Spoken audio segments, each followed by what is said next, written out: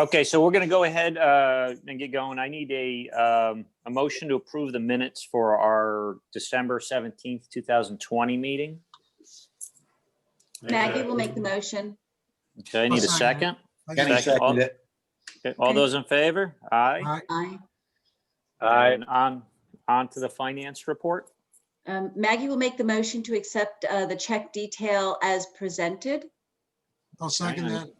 Second. All those in favor? Aye. Aye. And Aye, Maggie will okay. make a motion on the financial, the statements as presented. Okay, I need a second on that as I'll well. second that, yeah. Okay, thank you, Brian. All those in favor? Aye. Aye. Aye. Aye. Okay, so moving right along with the rest. Moving right along with the rest of the agenda then, I guess. I must have some feedback. The exit 21 West, if you've looked at that, we've had the new option agreement signed with Columbia Memorial. They are still moving forward. Obviously, COVID has them pretty crazy right now. The thing I wanted to have a conversation about, if you read my notes, was the Central Hudson Natural Gas Line extension. You know, I put in the budget $1 million, which is what they had gotten quotes for.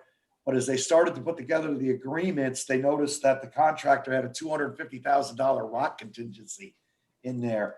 Well, I can tell you, knowing the area down there, we're going to blow every bit of that. So now it's at 1.25 million. And I've contacted I contacted Jake Halen over at the hospital, basically said, look, you know, there's not going to be natural gas unless you can pony up.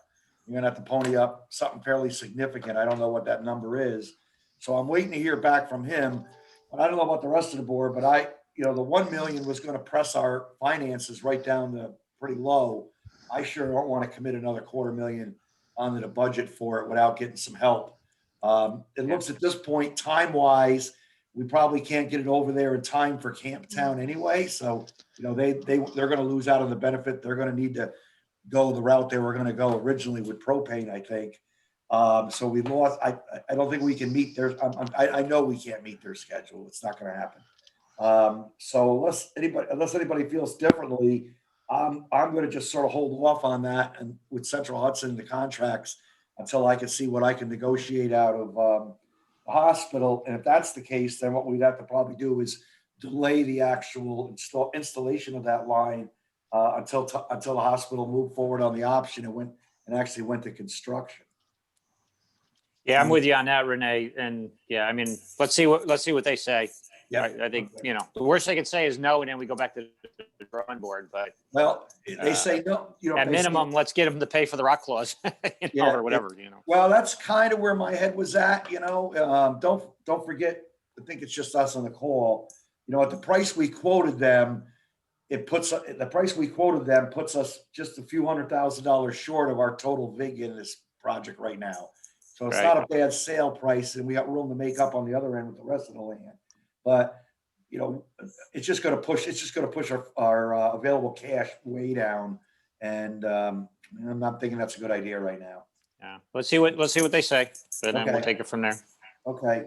Renee, this is Maggie. I agree with that approach. I'm just curious, and I don't have an answer to this, if we shouldn't also be thinking and perhaps pushing Central Hudson themselves on any other green options or things that are moving along, you know, in the governor's push for, you know, for alternative energy things. I don't have the solution, but, you know, it strikes me that perhaps there could be, or Columbia Memorial, if they exercise the option, could be pushing on some of those things too. I don't know whether it's transmission lines or all sorts of things tapping into power that, you know, maybe is not going to be coming from a natural gas line.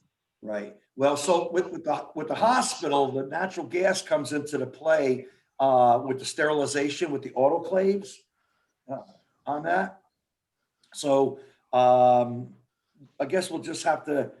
I don't know what an alternative would be, quite frankly. I don't know why they couldn't. There is electric autoclaves. There are, I imagine, propane autoclaves, but they were pretty insistent that the natural gas was the way they needed to go. So if that's the case, they're just going to have to kind of pony up, I guess, you know.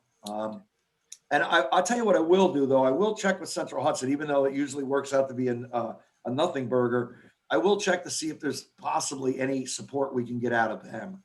We've not been successful with that in the past, but, let's try it. Maybe we can try again through the economic development arm to see if we can get something towards that. Okay. Anybody Thank else? you. I apologize for that first thing this morning. I woke up to a water break, no water in my apartment, meaning no shower. It's not pretty under here. So that, anyway. So the next item on the agenda then is the Champlain Hudson Power Express. Nothing much more to report other than the fact that at this point, we've scheduled a meeting with all of the all of the taxing jurisdictions for February 16th at the high school at 6 o'clock. I would really like to see if Eric is available to be there. I don't think I need Paul at all, but it would kind of be nice maybe to have the chairman there with me. We've invited What was the date on that, Renee? February 16th, 6 o'clock at the high school. And we're doing it in the auditorium so we can separate everybody out and do all of that good stuff.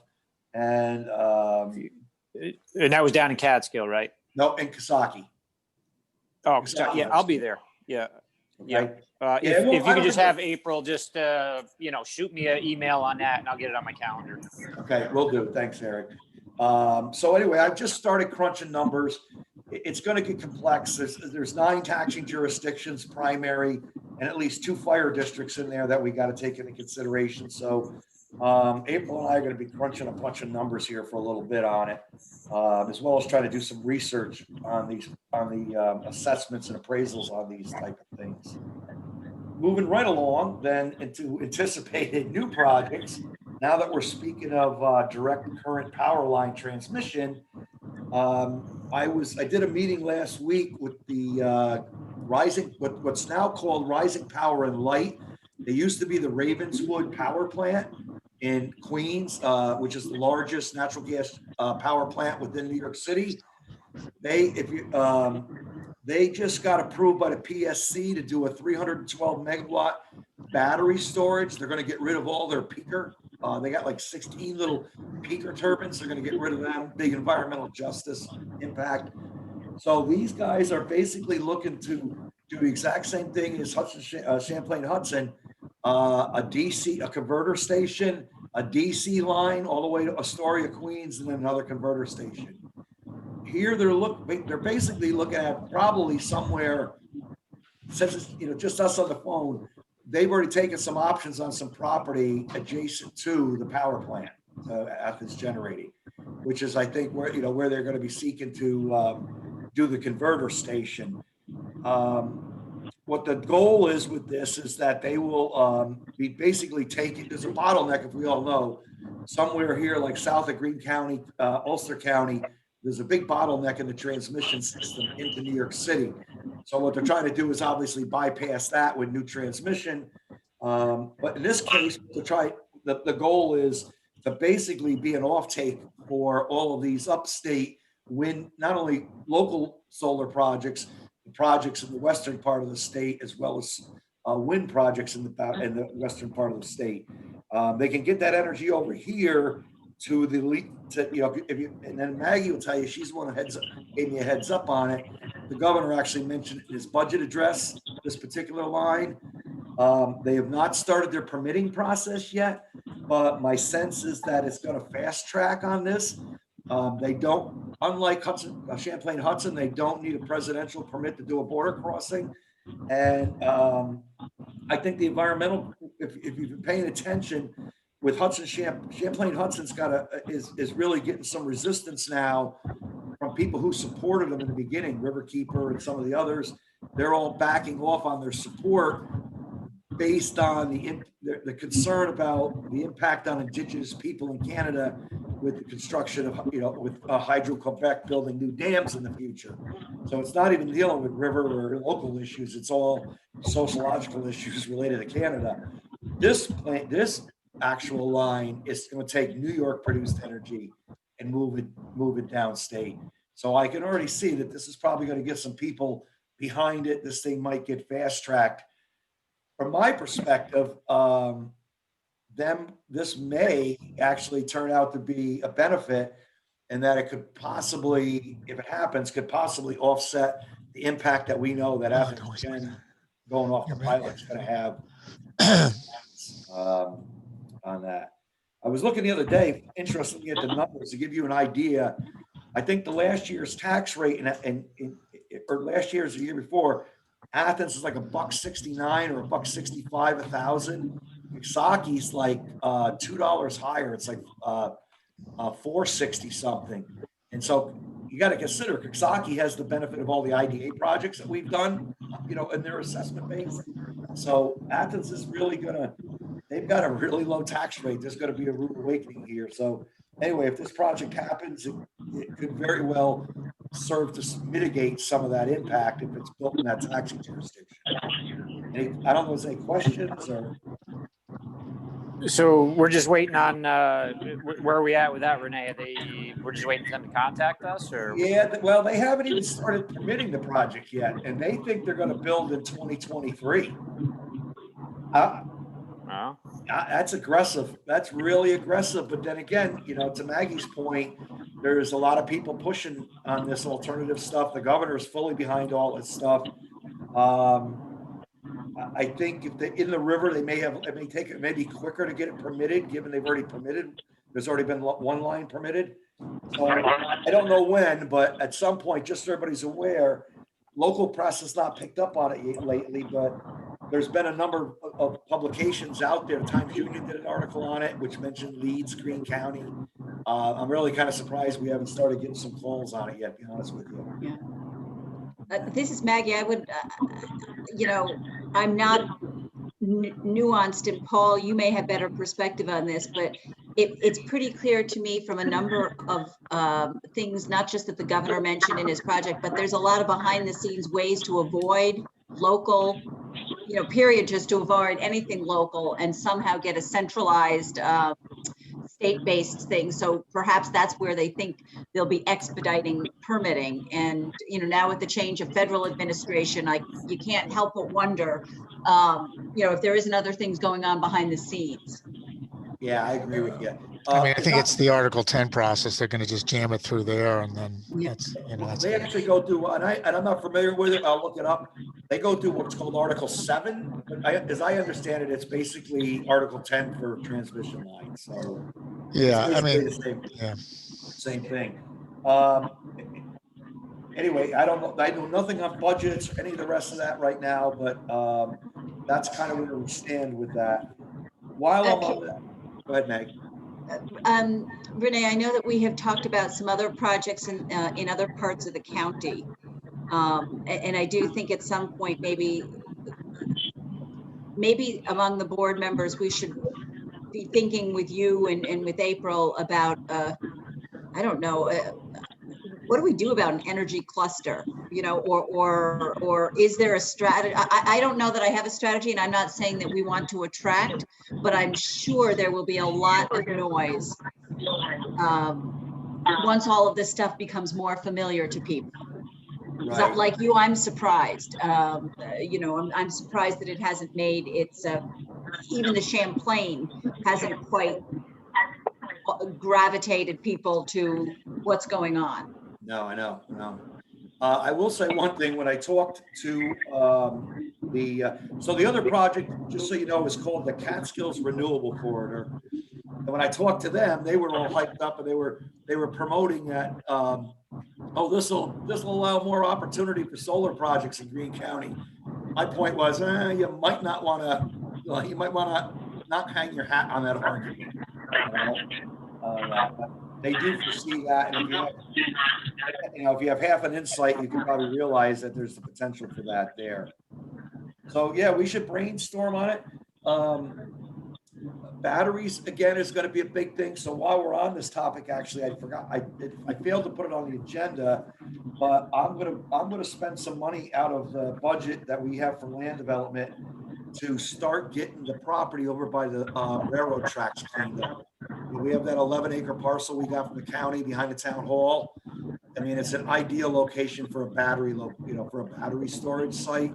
And let's just say that there's some let's just say there's some conditions over there that I'd like to get in and start dealing with now before we start marketing the site. But that I also see could possibly be a nice ground lease arrangement for us over there with that project. Okay, so again, I'm not going to come back on individual expenses, but we budgeted money in there, and I am going to start getting some of that moving. Get the trees not clear. It just needs to be cleared up so you can move around in there and start to dry it out a little bit, quite frankly. Renee, what was the acreage over there? Was it 11, you said? 11. Yeah, there's some wetlands on the property that, well, at least there were some wetlands on the property. We'll see whether they're there later on it. So I am going to get going on that. I'm working with Halstead right now. I'm trying to figure out a best strategy how to do this. But I do think, to Maggie's point, this whole energy thing is changing dramatically and trying to figure out what's what. I don't know. I will tell you truthfully, now that we looked at this, you know, Maggie brought up this idea the other day about energy whatever cluster. I kind of look back. I wasn't here when we did Athens generating, but I almost wish now, because Athens generating has such a massive land base down there that they're not using. It's buffer. I almost wish, Paul, when we did that deal, we'd reserve some kind of right to maybe buy some of that property back from them, you know? Yeah. And now it's, forget it now with the banks and the bankruptcies. I wouldn't even try to go down that road, but that would have been another good spot, obviously, for potential battery storage, or even maybe we talked about it before, a data center possibly, but we don't have a land base down there right now. Okay, that's it I had on that. Any other questions? No. So on the Friar Tuck, I had a call last week with one of the new investors. I guess I'll say this much. It seems like the investors have gotten much more savvy to the management team. This investor related to me that he was basically stepping in almost, not kind of like a managing partner, but he was taking on a more active role on behalf of the other investors to try to get this project, you know, its legs under it. My point to him was, look, that's a priority property. We'd love to help you get something done, but we can't help you without some kind of credible plan, you know, fleshed out that passes the sniff test.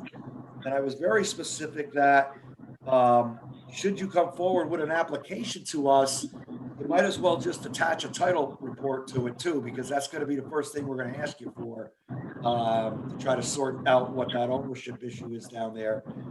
The best we know, those two lawsuits against the former owner or whatever, I don't even know if she's a former owner, to be honest, they are still active. We answered a FOIL request about 2 months ago on that.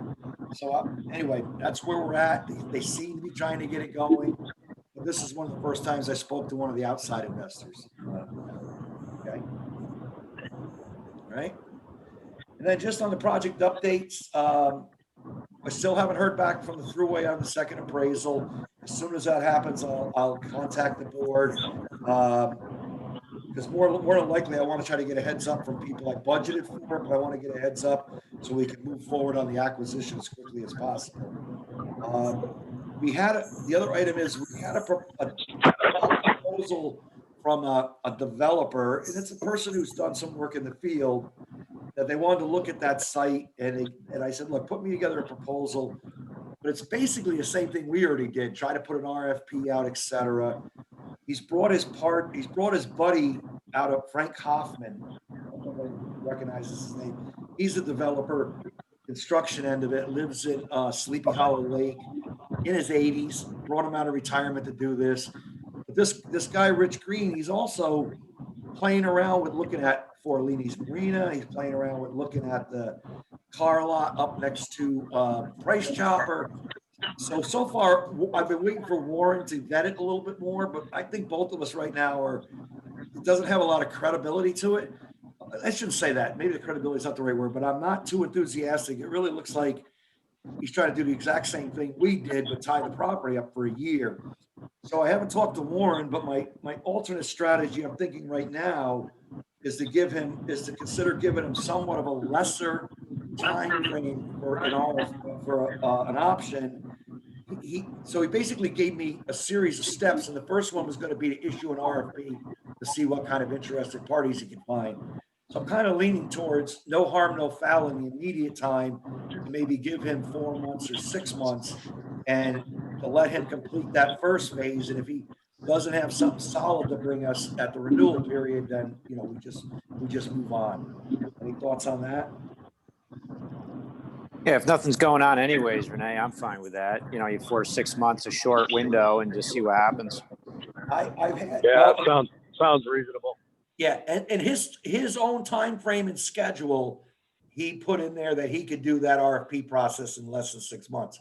Because I asked him for, if you're going to do a 1 year option, if you want a 1 year option, I want you to give me a specific schedule with some milestones in it, because they will be incorporated into the option agreement. You know, what I want to avoid is another situation like we had with Michael Robinson years ago, you know, with just Right. tying this up in an option on that. Sounds good. Okay, not the top of my priority list, but that's where we're at on that. On Athens Generating, so the best we know at this point, Paul, the bankruptcy has been settled, I believe, right? Yep, and they have to give us a new letter of credit, I think, starting in March. So I think it's at some point, you know, they had reached out to me. I just let it go. But at some point, we got to get our group back together and kind of get these people thinking about it, because, you know, I'm working on another one of these just north of here, which is even more problematic, being the bankruptcy of the one in Rensselaer. Oh, that one's going into bankruptcy also? It's been out of bankruptcy. Now they're asking for a massive reduction in their pilot payments. Right. Well, Oof. one thing with that Rensselaer project, and I don't know if I mentioned this, maybe I did on the call the last meeting, and if I did, I apologize, but they had reported that, you know, ISO was paying them standby payments, basically of like $30 million a year. And they claim those payments have been reduced down to under 11 million a year. So that's a major hit on revenue, especially free revenue. And if, I would have to assume that, I guess I shouldn't use assume, but we have to assume maybe that Athens Generating experienced the same revenue issue. I think it's really bad, but you know, I'm kind of parsing away the numbers, and these guys were, I'd say, not totally candid before, so I have no reason to believe that they're candid now. Yeah. Right. Paul, do you think these new transmission lines help or hurt Athens Generating? Probably hurt it, because more competition. In fact, specifically, that was the question I asked of Rising Power and Light. Not if they would hurt them, but my question to Rising Power and Light was, will your line be able to transmit power generated from Athens Generating? They said no. They are looking to take power strictly off of renewable sources. I just talked to another really good friend of mine who's a contractor who's out there doing some work for them. And he said, you know, we knew they had a turbine go bad last year, middle of last year, I think. Yep. That turbine cost them $15 million to get it back online. And they lost the second turbine just recently after that. And that they managed to find a used turbine, but that still cost them like $13 million. So the person who works down there, talking to my friend, said, you know, if the town wants this power plant, come get it, because we can't make money with it. So yeah, I've heard the same thing, Renee, from just some inside sources. They got some big problems down there operationally and everything else. And well, we'll see what happens, right? Right. Now, the fact of the matter is, just take a look at what's happening. Natural gas plants are going to be, you know, we thought they were the savior after coal and oil plants. Here in just 10 years now, they're the pariah, you know, and they're not being promoted. They're trying to close them down. So it's definitely, in fact, it's not going to help. The question is, does it hurt them? Is there are the power sales that they're making and pushing down when there's available transmission that will no longer be purchased because they're coming from this other line? I don't know, but I don't think that's a unfair guess, you know. Yeah. And I mean, on the other end, you gotta, I mean, assume that electricity and energy demand like that is going to grow exponentially with the big push to electric cars. Exactly. Because if you're going to have everybody driving an electric car, there needs to be a massive increase in power output to meet the demand. Right. Right. And they are pushing it. I mean, and you look at all the car manufacturers, GM, there's going to be a big rollout over the next decade of this. So you have to have a way to charge those cars. So sooner or later, you need the transmission and the power production. So maybe that saves them. If you've been watching it, I just read an article in Bloomberg with GM. What's her name? Barbera there, the CEO. Mm-hmm. They're going to come out with the first electric Hummer this fall. Yeah.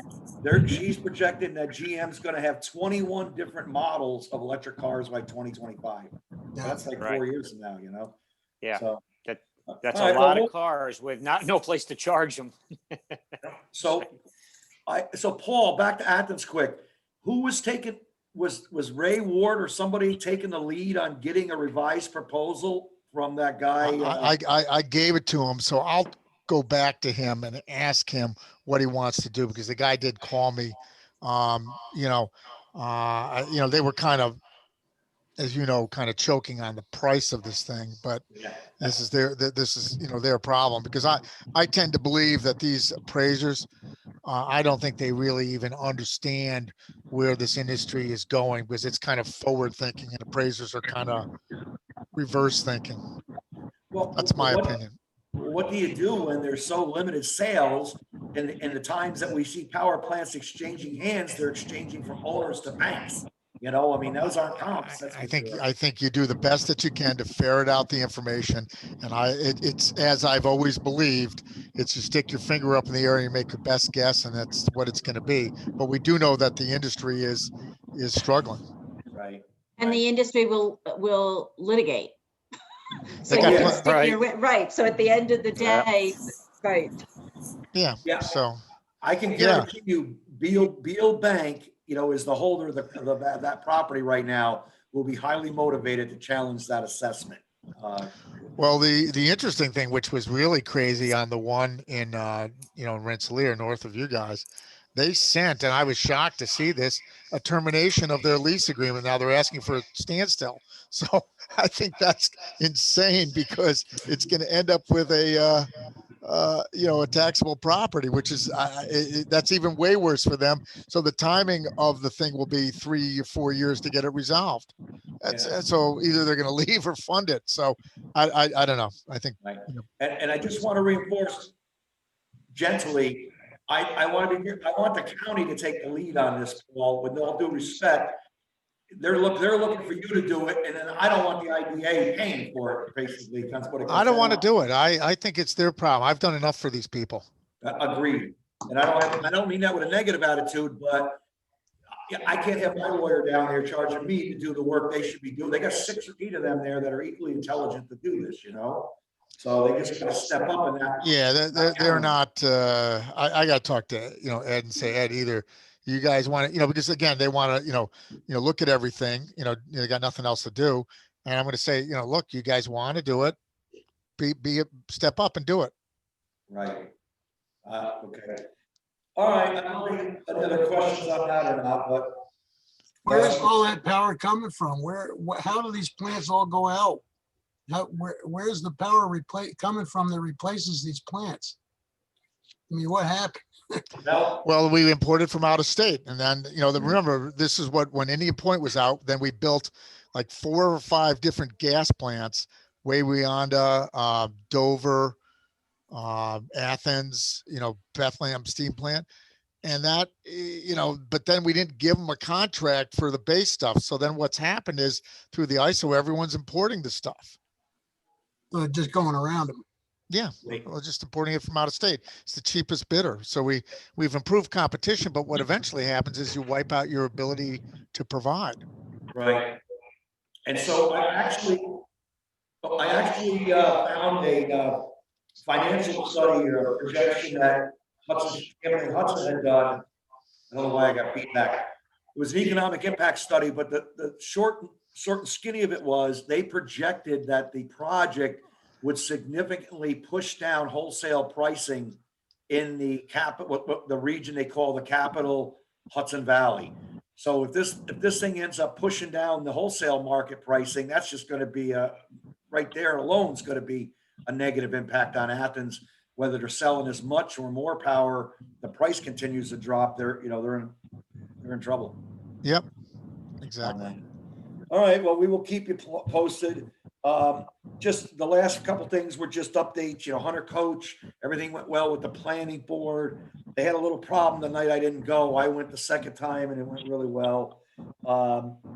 Me and Paul are working on getting the land transaction done with him right now, so Pete can get his building order to put down. The guys up at Camptown, they have broken ground. A lot of drilling and blasting going on is all I can tell you.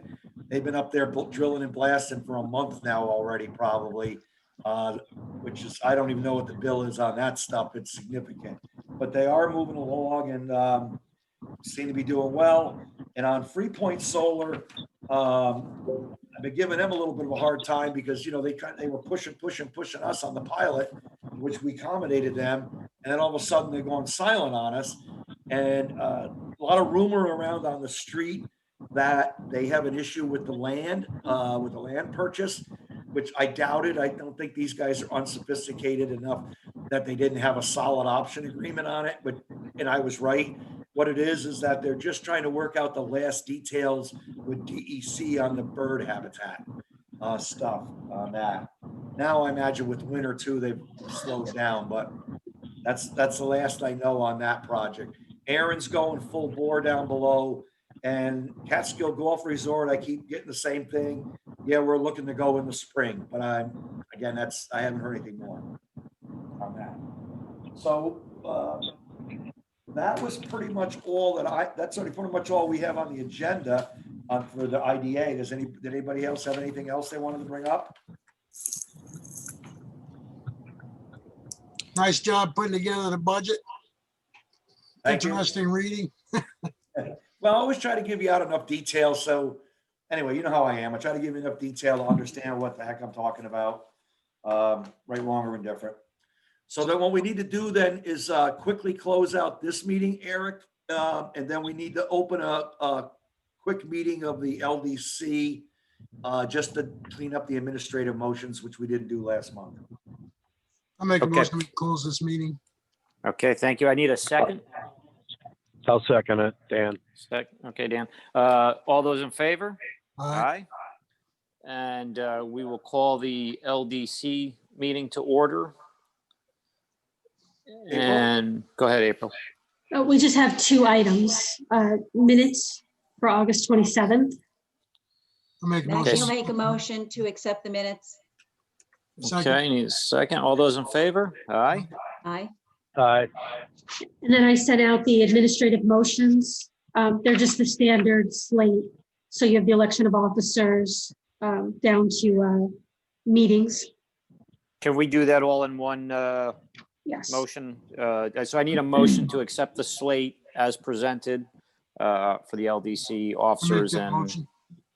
okay, thanks, Brian. Need a second on that?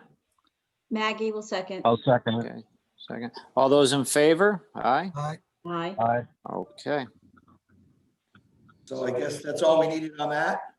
And then Okay, adjourn so- the meeting. Yeah, so I need a motion to adjourn the LDC meeting. Made the motion. Okay, all I'll those in second it. favor? Aye. Aye. Okay. All right. That's it. Quick and simple. I expect the next